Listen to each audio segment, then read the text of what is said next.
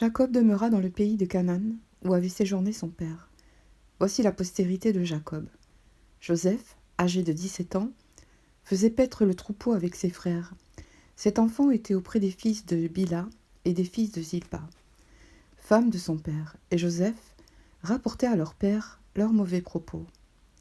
Israël aimait Joseph plus que tous ses autres fils, parce qu'il l'avait eu dans sa vieillesse, et il lui fit une tunique de plusieurs couleurs.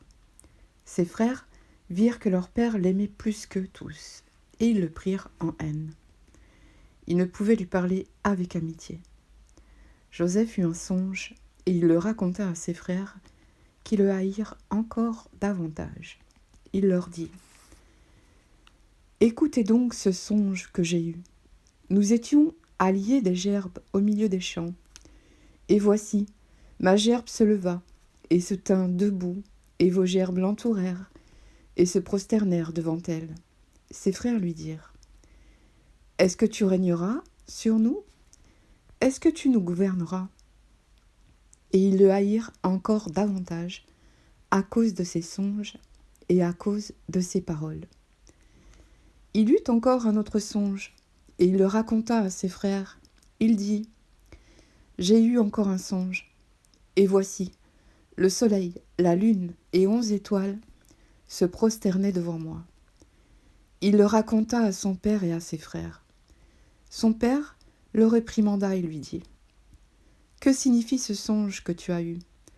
Faut-il que nous venions, moi, ta mère et tes frères, nous prosterner à terre devant toi ? »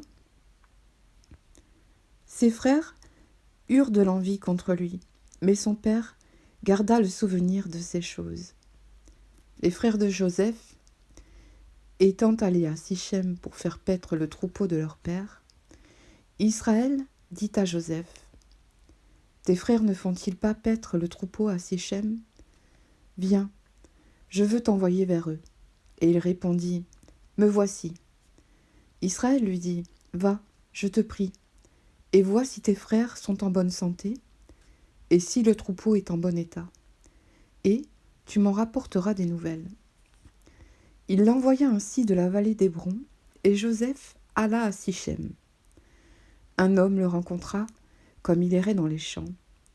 Il le questionna en disant : « Que cherches-tu ? » Joseph répondit : « Je cherche mes frères. Dis-moi, je te prie, où ils font paître leur troupeau. » Et l'homme dit : « Ils sont partis d'ici, car je les ai entendus dire : Allons à Dothan. » Joseph alla après ses frères, et il les trouva à Dothan. Ils le virent de loin, et avant qu'il soit près d'eux, ils complotèrent de le faire mourir. Ils se dirent l'un à l'autre : « Voici le faiseur de songes qui arrive. Venez maintenant, tuons-le, et jetons-le dans une des citernes. Nous dirons qu'une bête féroce l'a dévoré, et nous verrons ce que deviendront ses songes. » Ruben entendit cela, et il le délivra de leurs mains. Il dit : « Ne lui ôtons pas la vie. » Ruben leur dit : « Ne répandez point de sang, jetez-le dans cette citerne qui est au désert, et ne mettez pas la main sur lui. » Il avait dessein de le délivrer de leurs mains, pour le faire retourner vers son père.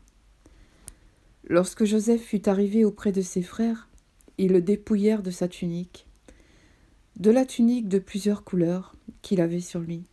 Ils le prirent et le jetèrent dans la citerne.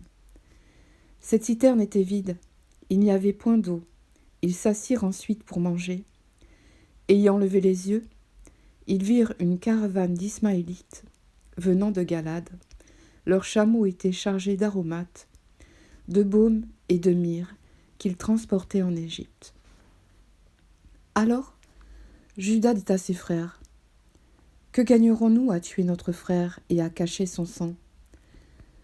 Venez, vende-le aux Ismaélites, et ne mettons pas la main sur lui, car il est notre frère, notre chair. » Et ses frères l'écoutèrent. Au passage des marchands madianites, ils tirèrent et firent remonter Joseph hors de la citerne, et ils le vendirent pour 20 cycles d'argent aux Ismaélites, qui l'emmenèrent en Égypte.